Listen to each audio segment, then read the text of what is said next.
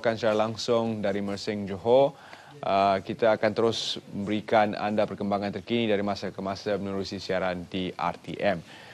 Baik, kita terus ke segmen yang seterusnya, iaitu satu inovasi sebenarnya dalam pembelajaran dan pengajaran Al-Quran.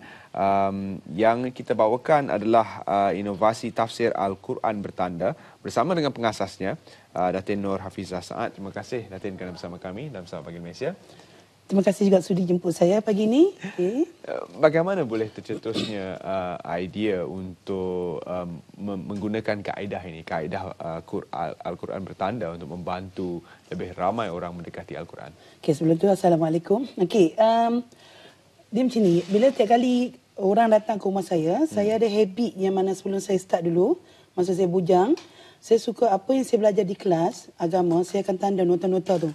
Dan tiap kali sebagai seorang yang memang suka membaca, tiap kali saya baca dan saya nampak nota-nota mengenai doa-doa apa yang kita kena amalkan, saya akan tandakan dalam Quran saya. Pasal kalau kita faham, untuk kita dapat pahala bukan baca buku nota tapi kita tengok Al-Quran. Baca dan tengok Al-Quran. Jadi bila saya buat macam tu, saya ada kawan-kawan yang datang rumah, dia orang beli. Mula-mula saya tak jual, tapi bila dah ramai yang tolonglah buat kat saya dan dia orang beli. Dan saya in the same time saya juga buat konsep untuk sedekah untuk tahfiz.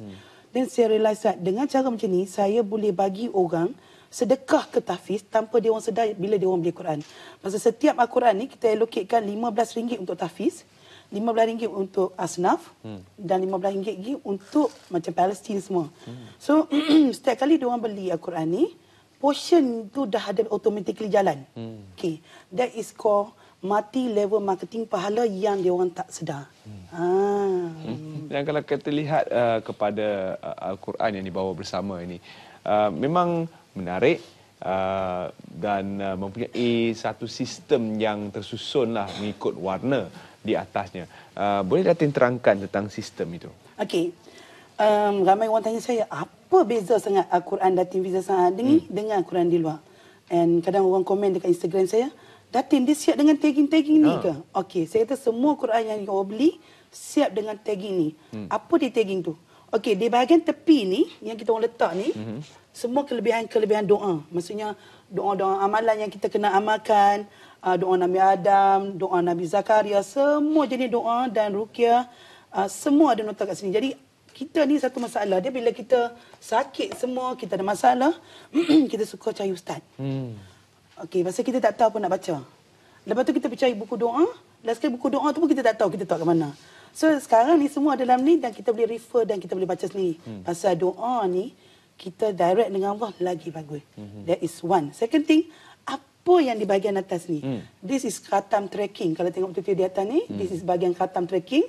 Yang mana kalau ikut sistem saya, insya-Allah dalam masa 16 hari akan khatam Al-Quran. Okay, kadang-kadang kita tengok ramai yang kata 16 hari, setahun sekali pun besar rahmat. Tapi insya-Allah, okay, cara dia simple saja. Okay, macam ni Terence. Kita buat siap dengan semua ni. Okay, bila ramai yang nak pergi umrah, nak pergi haji, semua dia orang beli ni. Especially nak masuk, kita tak lama lagi nak masuk Ramadan kan. Dia orang beli, okay, because selepas sembahyang subuh saja, okay, kita akan start baca, kan? Okay, kita buat khatam tracking kita selepas sembahyang. Okay, baca, flip, flip, flip, flip sampai jumpa the first tracking on the left. Stop. Pasal yang ni your zuhur. Okay, baca flip, flip, flip sampai jumpa this one, second one on your left. Stop. This is your asar. Flip, flip sampai jumpa the third one. This is your maghrib. Flip lagi sampai jumpa this third one. This is your isya. Then the next one is subuh. Okay. Some people kan dia kata, pasal apa? Bila kita buat macam tu tak terasa. The reason why kebanyakan orang tak boleh khatam Al-Quran because dia cuba pegang Al-Quran tu and dia speak by their own self. Tak ada sistem. Jadi dia mula-mula momentum dia okey tau bila khatam Quran ni. Dia okey, dia speak. Paling lama panjang sekali Al-Baqarah lah. Dia speak baca, habis Al-Baqarah battery drop. Dia masuk Al-Imran, speak drop. Anisa titik drop. Last kali dia pun tutup Sadaqallahu Azim. Dari inilah dia dengan sistem yang sebegini mungkin boleh membantu lebih ramai lagi khatam Al-Quran mungkin sebelum puasa. InsyaAllah. Sebelum menjalani puasa. Dan proses untuk menyiapkan satu Quran sebegini? Bukanlah mudah, mengambil masa 4 jam Datin? Ya, satu untuk Quran menyiapkan estimated satu 4 jam. Al-Quran. Kalau tengok, saya satu nota yang diletak tu, kita kena make sure that tak tertutup hukum tajwid semua. Tanda sabdu semua tak ditutup. Yang kedua, kalau perasan tracking saya ni semua it be done manually. Kadang-kadang orang kata macam mana boleh letak sama rata. Selalu kita buat pun mesti berlarian. Oh, actually kita ada, saya ada 3 PA yang lepas Al-Quran ni siap, kita ada few staff untuk tanda Quran. PA akan double check. Make sure that tak terlari. Dia punya tracking. Because kita nak jual, kita make sure that semua cantik tersusun. Jadi orang yang dapat pun seronok dan puas hati. Dan kalau kita lihat kerja-kerja yang sedang dilakukan oleh pembantu-pembantu Datin, memang teliti kerja yang dilakukan oleh mereka. Bukan setakat dalam meletak doa itu di tempat yang betul, tetapi juga sistem tracking itu dikemas kini. Dan kita boleh lihat mengapa ia mengambil masa 4 jam untuk menyiapkan senaskah Al-Quran ini. Datin, kita dapat lihat 2 jenis Al-Quran yang tersedia. Apakah perbezaannya, Datin? Okey, kita ada size. First, size. Pasal setengah orang dia nak yang kecil. Okey, kita ada A5, A4 dan A6. Okey. This is A4. Kalau yang macam mata dah masuk 40 siri ni, macam saya ni 4 siri ni, saya selesa dengan yang besar. Tapi still juga bila kita nak travel, kita ada yang ni. Tapi kadang-kadang orang kata, Allah, yang bling-bling ni Datin mahal, tak semua orang mampu. Saya ada yang murah, saya ada semurah RM140. Okey, yang pintu Kaabah kita ada yang biasa. Kadang kalau kita tengok, saya tak sempat bawa tadi, saya ada yang warna putih. Pasal kadang-kadang kita kena tengok satu benda, ada orang dia suka kereta putih. Kereta putih, handphone putih, laptop putih, Al-Quran putih. Pasal bila dia letak kat office, dia tak rasa macam, kita kena ingat satu benda, kita sekarang ni dalam generasi yang orang paling takut apa orang kata. So, bila pegang Al-Quran, orang akan kata, kita tengok, hanya tujuh alim, nak mengaji, balik rumah. Betul tak? Tapi bila dia letak Al-Quran warna putih di tempat office, orang tak perasan Al-Quran. Kadang-kadang Tuhan ni kan kadang-kadang nak getuk, dia nak tarik, dia nak baca, dia tak rasa.